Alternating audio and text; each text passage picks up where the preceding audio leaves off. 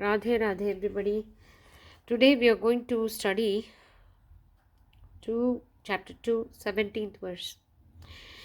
Avinashi tu tadvidhi yena sarvam idam tatam vinasham avyayasyasya nakaschit kartumarhati. Know that to be imperishable, by which all world is pervaded, for none can bring about the destruction of the indestructible. Now, I'm going to be using Sadhak Sanjivani for this, but I'm also going to be referring to Gambhiranandas Shankaras commentary. For word by word meaning, I'm going to refer to my good old trustworthy Bhagavad Gita as it is, because I need to know each word. Although in this it says Sarvam is all of the body, Sarvamidam is more like everything in the world, all of it. That's how it's interpreted in other places. So I'm going to stick to that. So here, for this verse, it's extremely necessary for us to go word by word. And Sadhak Sanjivani does a good job in splitting up the lines. However, in this case, because this is something like core of Advaita Vedanta, we are better off noting down each word. Now, I've already taken some notes and studied this verse, but I'm still going to be cleaning it up, so to speak. So, I'm going to write each word and its meaning.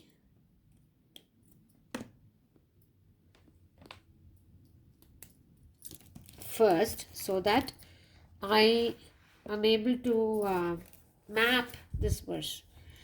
So, Avinashi is imperishable.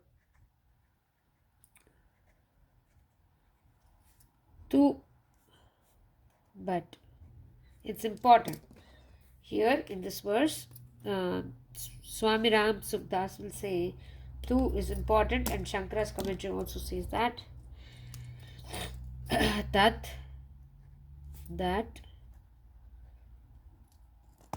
vidhi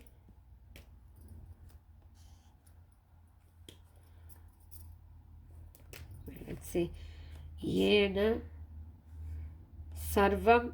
I'm going to say sarvamidam, so I'm going to combine that. Tatam vinasham avyayasyasya asya nakaschit kartum arhati.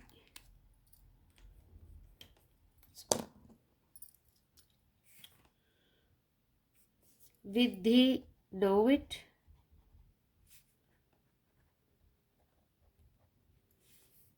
Yena, by whom. Sarvamidam,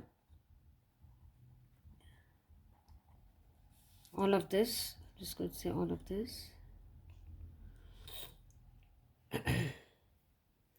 Tatam, pervaded.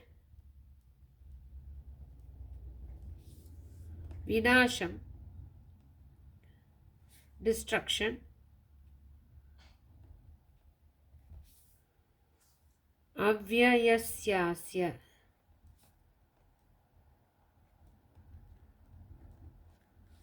of the imperishable.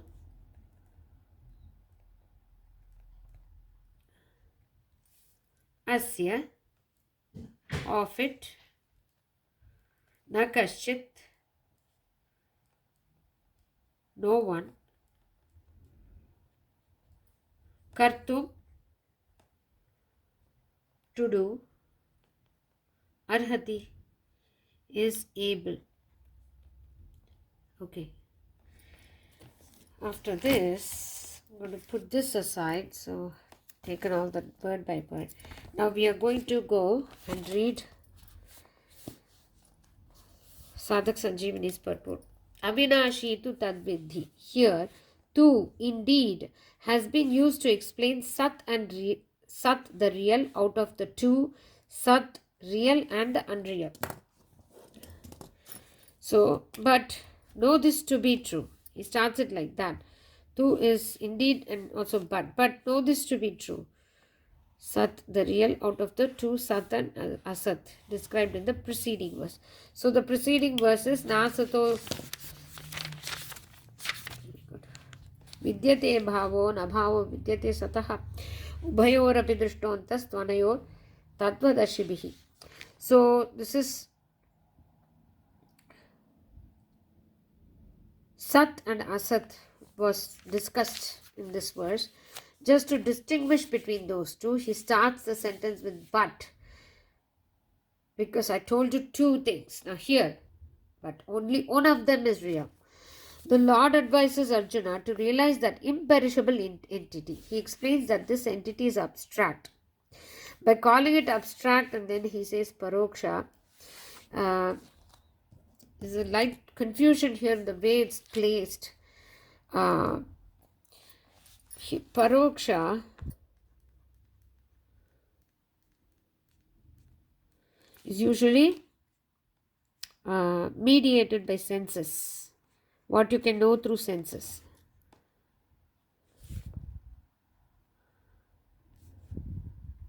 Aparoksha is direct experience, so to speak.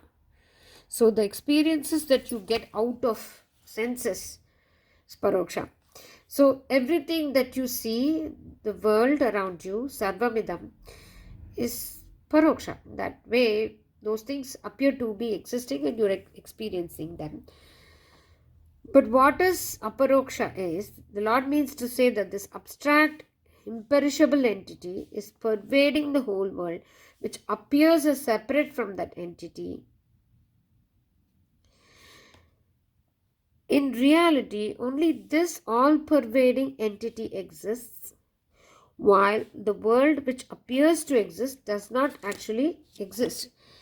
So, while somebody reads this for the first time, it's a bit in circles. If you're not introduced to this Gambhiranandas or any other version that's deep into this Advaitic thought. So the Lord means to say that this abstract imperishable entity, which is Avinashi, is pervading the whole world, which appears as separate from that entity. What is appearing separate as that entity? Separate from that entity. The entity is Avinashi, which is the real one, Sat. And the world, Sarvamidam, everything else that we see, appears to be separate from it. We generally don't think world as a part of God or world having God, right? World is being pervaded. That's not our experience. That something is pervading the world and that's what makes it real. That's not our experience. Our senses tell us otherwise. And then there's this world, there is this pen, there is this book, there is this binder, there is this bottle, and there is this Gita. So everything appears separate, but there is something that goes in and around all of these things around you, or an entire body and the world and its content. Something is going in and around or pervading it, so that it appears that way. Okay, so that's what it says. In reality, only this all-pervading entity exists, while the whole world appears to exist but does not actually exist. Because what in reality exists is that pervading entity, that which is in and around this whole of this world. That's the only real thing. The world as such does not exist. Why? It seems like I can see it, I'm able to experience it. That's not direct experience. That is through your senses you experience it.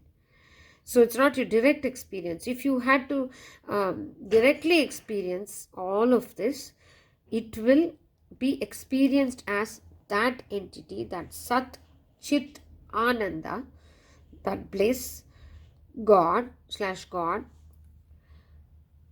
pervading entire thing.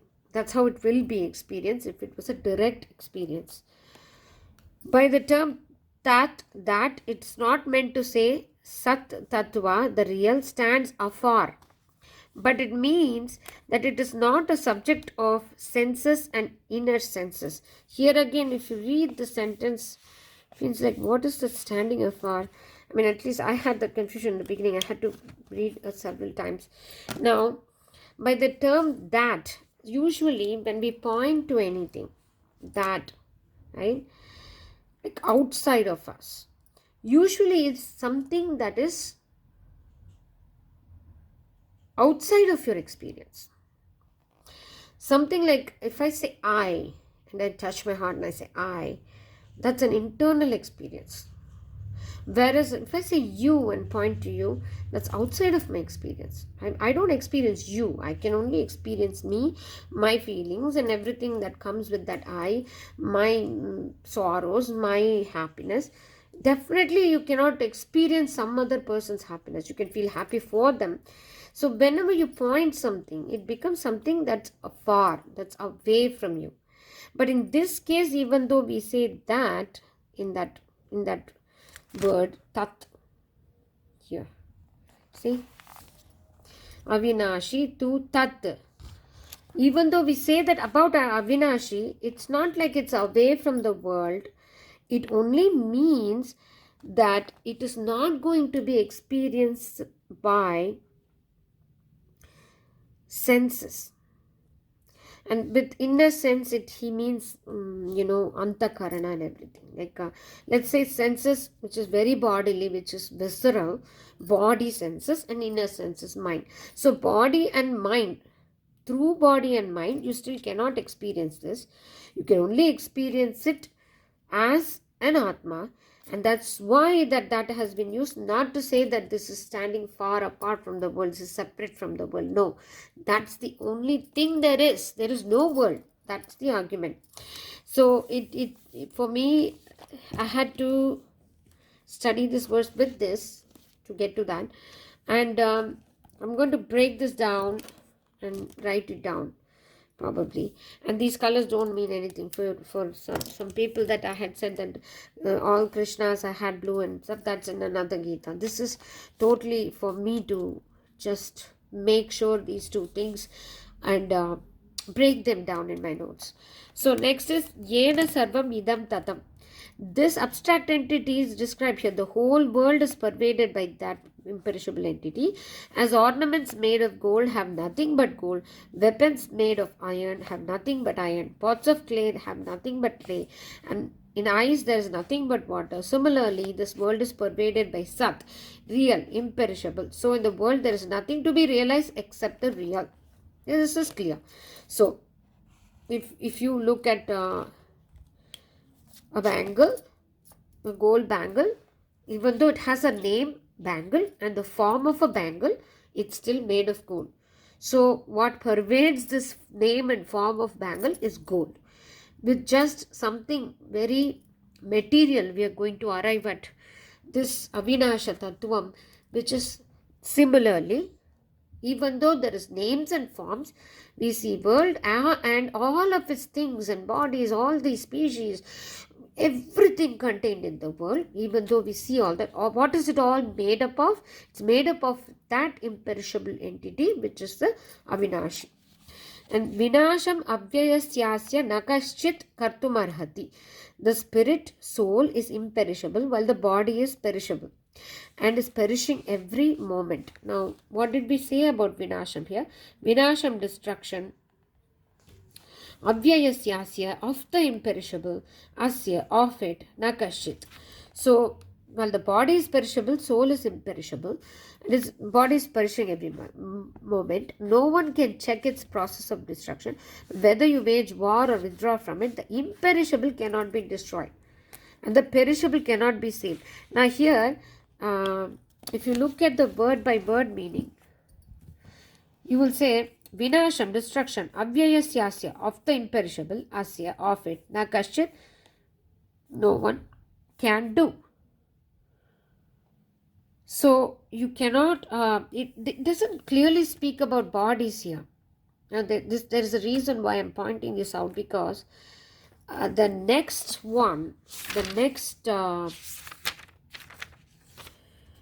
verse, which is the 18th, Antavanta ime deha, will go there, because Lord is only speaking about this imperishable entity. It's pervading everything, and destructing that imperishable entity is impossible. No one can do it. That's what he has concluded. So he's not talking of the body here, not anywhere, because even though Srila Prabhupada's this thing says Sarvam is body, it's not exactly body. It is also body and everything in the world. So it's not exactly talking of the body's perishability yet, but just to note that fact, or make a distinction. Here it says spirit soul is imperishable, while the body is perishable. Body and its perishability has not been dealt with in this verse. It will go to the next one. So no one can check its process of destruction, but imperishable, it cannot be destroyed. Here the word asya means that whatever reality appears in kaleidoscopic body is because of the real entity, and the self spirit is different from the body. So here he's using different terms which may also be a little slippery for people who are absolutely new. So what I wrote in one of my previous notes is that the word asya means whatever reality appears in this kaleidoscopic body is because of real entity. What makes this body animate? What makes someone, you see someone and they are speaking, they are shaking their hands, they're sitting, they're sipping up some water, they're doing things, they're animated, they're very much alive in your eyes. What makes it that? Whatever animates it is this imperishable Avinashi. So whatever makes this asya means whatever, asya here for the sake of context, whatever animates this world or makes it real is Avinashi, that imperishable entity. Now he is saying because of the real entity which is self, and that self spirit is different from body. Why he says self at one place and then there is another self? I felt like he's trying to say Jivatma is different from body, and then again Jivatma is not entirely like Paramatma, the one imperishable thing that pervades. So he's made a distinction like that. I felt so, but when I read this and then went back to this is a shorter purport in Gambhiranandas. It still made it very clear that whatever makes this real is actually not because the world is real, because it's pervaded by not just world, you and all the contents of it. It's pervaded by this Satchidananda or Chaitanya, consciousness, which is imperishable. That's the conclusion there. In the appendix part, in practical life, we say this is a man, this is an animal. See, in this part, I just noted down saying what he comes to say. Again, isness is explained in name and form. That's what he's trying to say here, is what I got. So whatever we say, man, animal, tree, neither existed in the past nor will exist in the future, and at present also they are perishing every moment. But in them, the eternal reality is ever remains the same. So in this part is there, just put some other color for this.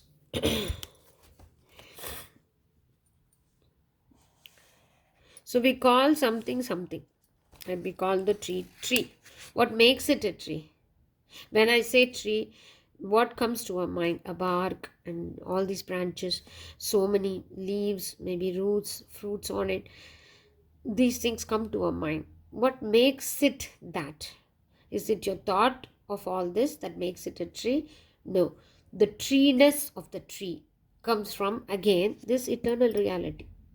What makes it a tree? You've given the name of tree to that. and it gives shade and whatever the nature and attributes of the name and form, all of it we have given it. But the tree, there is the actual essence of the tree. That similarly, there is an actual essence of a person. If you were to sit with a person, you may say this person is Mr. A, and he behaves this way. He's a man. He is a PhD. He's so and so. He lives here. His economic status is all that is not something to be experienced. It's all about it. It's name and form. However, how do you experience a person? That is his isness. If you think of somebody, if you think of some very loving person, for example, and immediately there's a warm feeling in your heart, that is that person's essence. So what makes this Mr. A, the Mr. A, this lovely person, is that eternal reality that is pervaded within him and everything else. So it means that man, animal, tree, house are the world, unreal, and is the imperishable self. Therefore, man, animal, tree, house, etc., different in all of them, remains the same. So that's why I said this person who you think of as lovely and the warm feeling comes to you, you're already experiencing the essence of this person. That essence is God or consciousness or imperishable in reality. But that alone is not God, that and everything else. That's why he says, everything else may say different. There'll be Mr. A who's lovely. Also, there'll be Mr. B who's not so lovely. So there are different things. However, that not so lovely, all of it is just him, consciousness, God. Similarly, I'm a man, I'm an animal, I'm God, etc. Bodies are different from or is remains the same. So whatever we say I am, and anything after that only becomes a name and form or attribute. However, the isness of that person is the ultimate reality. Ena sarvam idam tatam, this expression has been used for embodied soul, while in the 22nd verse of the 8th chapter and in 46th verse of the 18th chapter, this expression has been used for God. It means that the self has same characteristics as all-pervading God has. Therefore, as God is detached from the world, so is the self naturally detached from the body and the world. Asango hyahyam purushaha. Upanishad. Upanishad. Dehesmin purushaha paraha. This is from Gita itself, 13:22. The self is not seated in a particular body. It is not attached to anybody. But without realizing this attachment, it is following the cycle of birth and without realizing this detachment, following the cycle of birth and death. So this ultimate reality, Avinashi, imperishable entity, is not actually sitting in one place or one particular body. As said, he says, Mataha parataram nanyat kinchidasti dhananjaya Mayi sarvam idam proktam sutre manigana iva. Elsewhere, he says this is a thread, and the thread is going around all the flowers or pearls to make it a garland. I am that thread. So there's so many pearls. Okay, those pearls. I'm not seated anywhere in one pearl. I'm in all the pearls that connect it. So everything, sum total of all that is ultimate reality or consciousness or God. But because we do not know the fact that connects everything and the thing itself is not it's not in one particular thing, we always separate it. We are not realizing that we are not the body and mind. That's all. We are not the pearl. We are rather that thread or part of thread. We are the thread itself. In a very, very philosophical, very high Advaitic state, we are the thread itself. But if we are still not there, we may be considered as a part of the thread that goes just around that pearl, which is my body and mind. It can be thought of like that. So that's what I got from this verse, and I'm going to go and read this Gambhiranandas also with you. It's a very short purport, but I felt that it's more direct and extremely clear. But I'm going to break this up. Even though I wrote things down, I'm still going to break this up even more, so it's easier for me. and 217. Yeah.